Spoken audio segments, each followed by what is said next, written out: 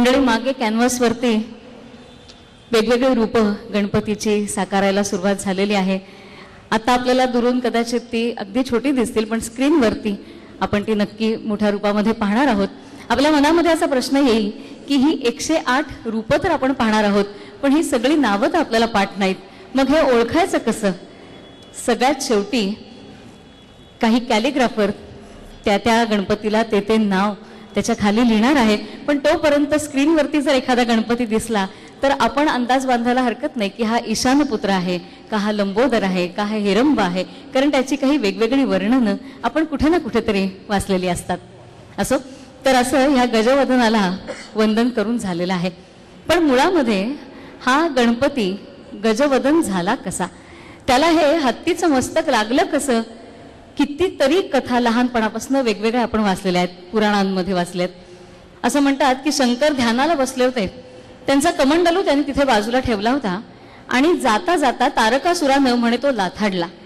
जेव्हा शंकर ध्यानातनं भानावर आले तेव्हा त्यांच्या लक्षात आलं की कमंडलू लाथाडला गेलेला आहे. त्यांना असं वाटलं की तिथेच खेळणाऱ्या गणपतीचा धक्का लागलाय आणि त्याच्यामुळे हे लक्षातच आलेलं नाही.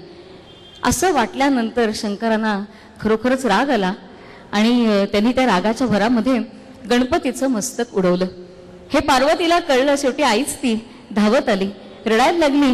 ते मस्तक तिथे पडलेलं होतं, धाय मोकलून रडली बिचारी. मग अशा वेळेला शंकरांनी रानामध्ये जाऊन हत्तीचं मस्तक आणलं आणि ते त्या मुलाच्या डोक्यावरती बसवलं. अशा कथा आपण वाचतो. आता प्रश्न इतका साधा सोपा मनाला पडतो की जर शंकर हत्तीचं मस्तक त्या मुलाच्या डोक्यावरती बसवू शकत होते तर मग त्याचंच तिथे पडलेलं मस्तक शंकरांनी का नाही बसवलं, असा प्रश्न मनामध्ये येणं अगदी स्वाभाविक आहे. पण म्हणतात ना की पुराणाची भाषा ही अर्थगर्भित असते.